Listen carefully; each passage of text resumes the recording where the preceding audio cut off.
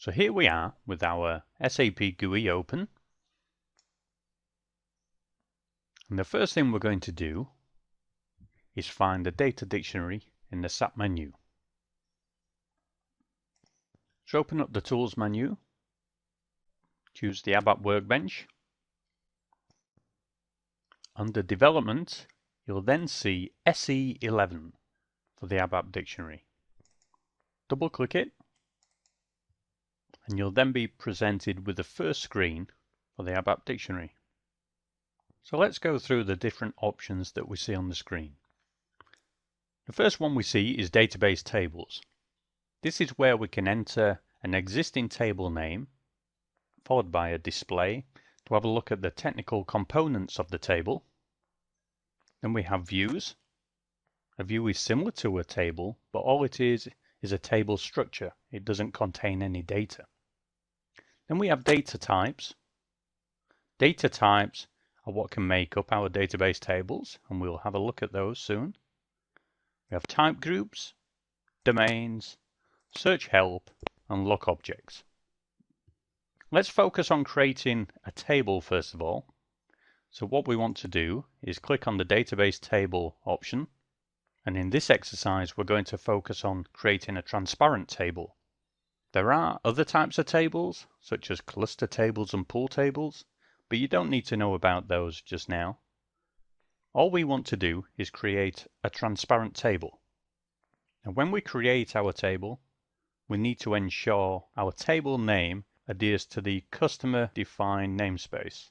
And this means we need to start our tables with the letter Z or the letter Y. Most commonly, you'll see the letter Z being used. So for our example, we're going to create a table that will list employees within a company. In the Database Tables field, enter Z Employees and click the Create button. This new screen appears and the cursor is on the short text field. All we need to do here is enter a description for our table.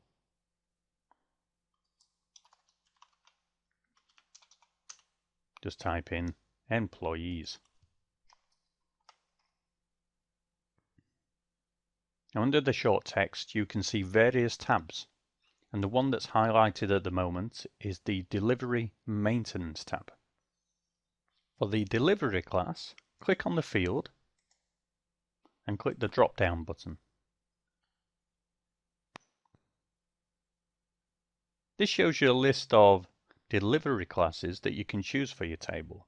Have a read through, but the one we want to choose is Application Table, because we're going to hold master data or transaction data in the table that we are creating.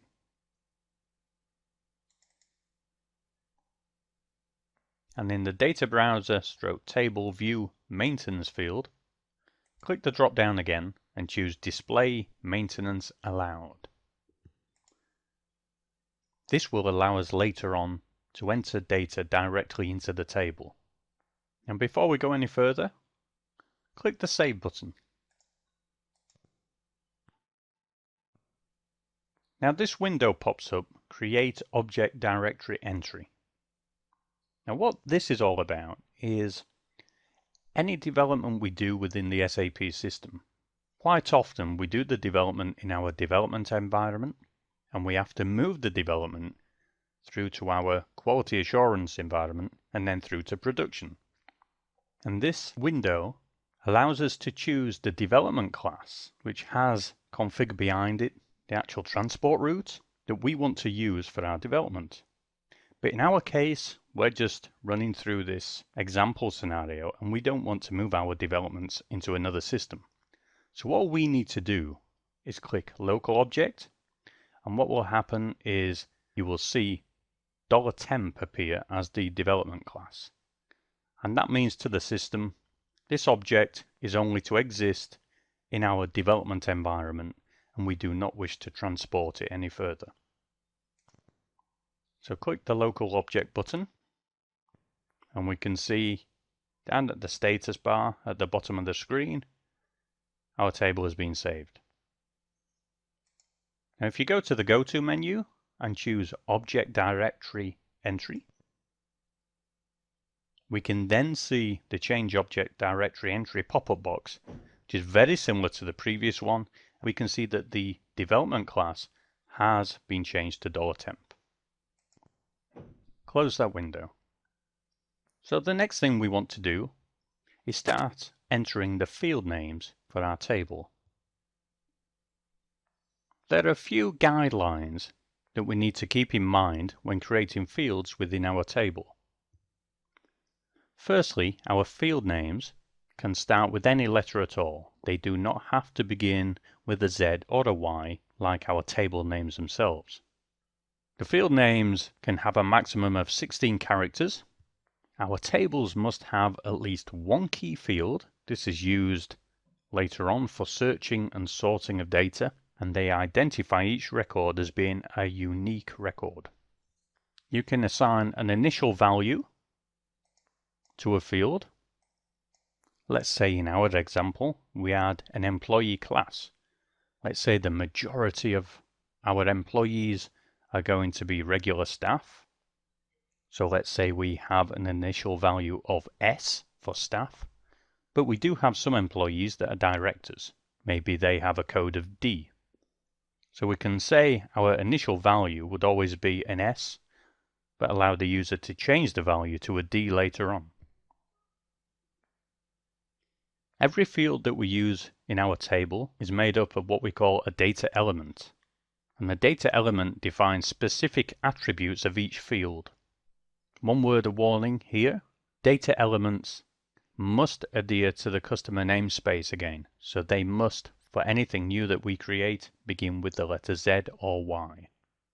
So let's start off with entering our first field. And the field we're going to create is a very important field within an SAP system. It's the field that identifies the client that our records are associated with. So in the field name, enter client. And the data element, we will enter MANDT. Now the data element already exists in the system. And when I press enter after entering it, you can see the system automatically filled in the data type, the length, number of decimals, short text for the actual data element itself. Now very important, we need to ensure that the client field is made a key field within our table. The next field we're going to enter is going to be our own created field. And this is going to be employee. Again, we're going to make this field a key field. And we're going to use a brand new data element called SENUM. Once you have done this, click the Save button. I always like to save the table as we go along. Now the next thing is SENUM does not exist, so we have to create the data element. So even though it's let us enter it here, if we try to activate the table or just check the table, we should see an error message, and we do. So basically, because we haven't got a data element called SENUM already existing in the system, it's telling us we cannot activate this table and use it within our system. So press F3 or the back button, and then we're going to use forward navigation to create the data element. Another way of doing it is to open up a brand new session, go to SE11 again, and start creating the individual objects this way. But we don't want to do that. We want to use forward navigation. And we do this just by double-clicking our brand new data element. So we get this window that appears called Create Data Elements. And it's telling us the element does not exist. Do we want to create it? Answer yes. Then we get taken to the Maintain Data Element window. Similar to the first screen that we saw when we created our table, the Data Element window is asking us for some short text. So let's enter in here, Employee Data Element. Now under the short text you can see 4 tabs, and the one that's highlighted says Data Type. We can see here the elementary data type called the domain needs to be defined for our data element. Now this is important. Domains must adhere to the customer namespace. And we are going to create a brand new domain using the same name that we use for the data element. Now don't get confused. This doesn't mean there's some sort of magical relationship between the names. There isn't. We're just using the same name because that's what I've decided.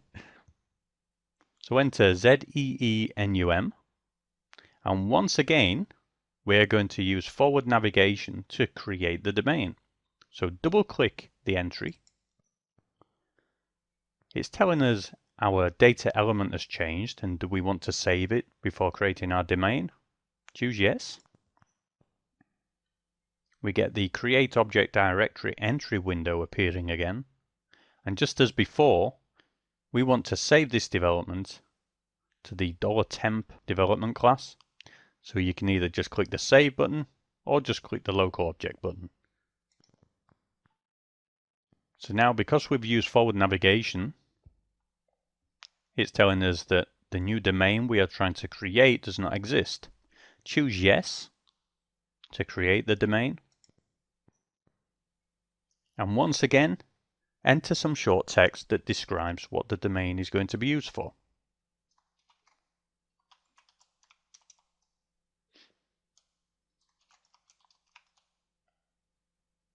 So we will just enter employee domain. Under the short text, we can see 3 tabs, and the one that's highlighted says Definitions. The fields available to us, the first one says Data Type. Click the drop down on Data Type. You will see lots of generic data types already exist within the ABAP dictionary, and we can use one of these for our employee field or domain. We're going to choose num-c, which is a character string with only digits. So double click the entry and that fills in the data type field for us. In the number of characters, enter 8, which means this field is going to contain a maximum of 8 characters. And we want zeros for decimals, which is the default anyway for a num-c field. Select an output length of 8 and just hit the enter key. We can see here that where we have entered the num-c, it has brought back the description of this field, which tells us it's a valid entry.